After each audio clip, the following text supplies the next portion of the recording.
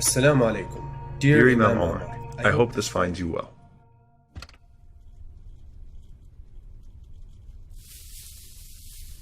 Life isn't all that exciting for me.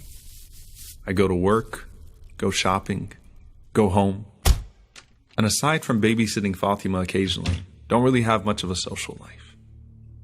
Kareem from the masjid always asks me to come volunteer for stuff, and I usually back out. But this time I decided I'd spend the weekend with him and the rest of the guys on a camping trip. Or at least that's what I thought I'd be doing.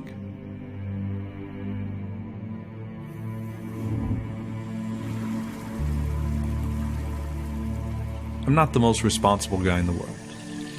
I flake on many of my obligations and tend to be last minute about everything. I prayed occasionally, but at times got halfway through my wudu before deciding something else was more important than the prayer.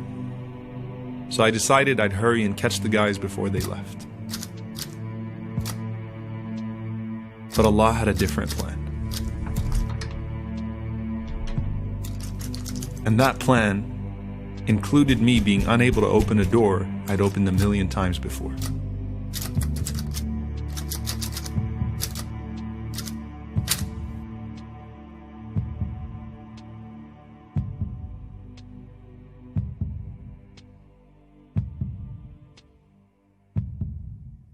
So I figured I'd call Kareem and let him know this time I wasn't flaking on anything, but was just stuck in the bathroom. Makes perfect sense, right? And you say we have the best coverage in America. We often think we've got it all figured out, and that our contingency plans are too many for us to really get stuck in anything. Someone or something is always going to be there to bail you out. It's only a matter of time. But what happens when all that is taken away from you? And both the people and possessions you thought you could rely on start to fail you.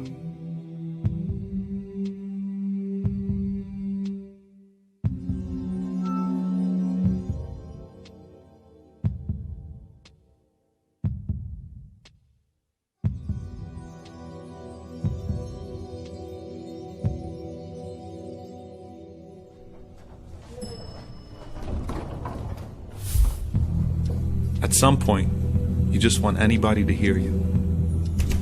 And the movements in the hallway create this sense of hope that someone's gonna come get you.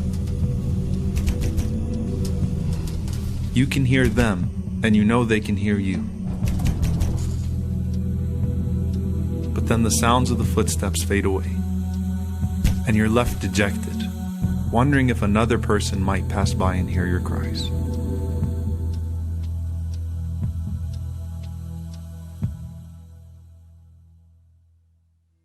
But as you wait, you might as well entertain yourself as best as you can. It's pretty pathetic, I know, but sometimes imaginary friends are easier to deal with and can actually really keep you company.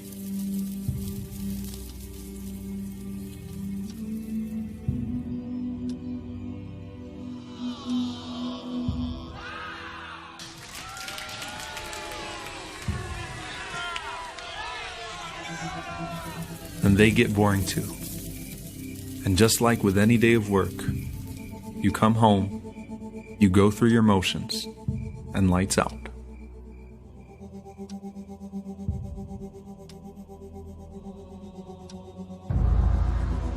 That wasn't exactly what I had in mind.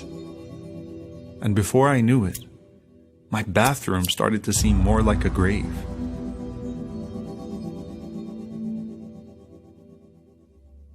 The Prophet, peace be upon him, said that we should frequently remember death, and called it the destroyer of all pleasures. And though this might have been an odd place to do so, I probably thought of it more in those few moments than I had over the last year.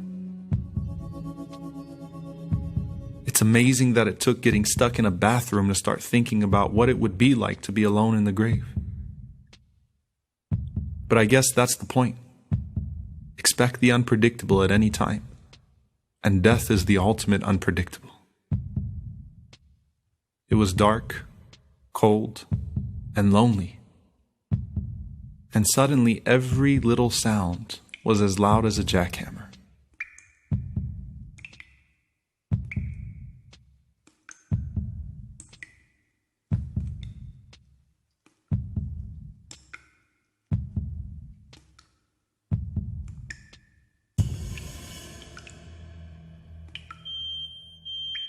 But then I woke up to a nightmare that the fire that followed the grave was now to consume me, and that I could only hold off my inevitable fate for so long, because no one was going to hear or see me suffocate or burn.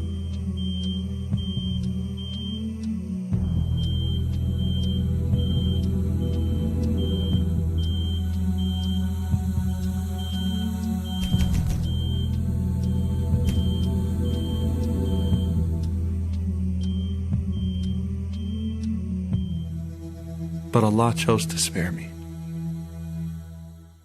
The smoke alarm was in another unit, but the alarm I needed to hear was internal. So I did what I hadn't done for a long time and thought I had no time for. No, it wasn't the best of places to start, but I had no choice, and surely my Lord is understanding and forgiving.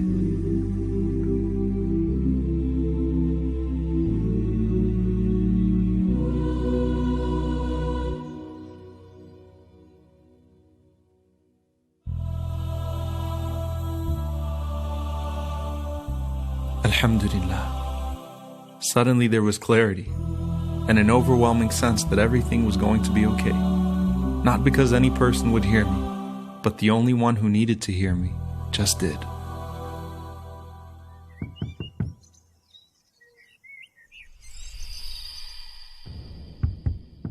The sounds started to come back, but this time they sounded real. And ironically, it turned out to be the one guy I'd actually done something nice for this year.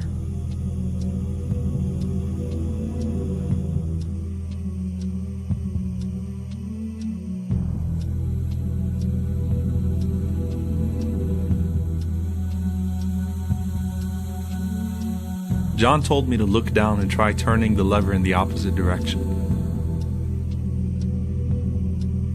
I really didn't get what he said till I actually tried it. And just like that, the turner of hearts turned my heart towards him. And as my Lord promised, everything was okay. Everything was okay. And though I thought I was alone throughout this entire ordeal, Allah was with me the entire time.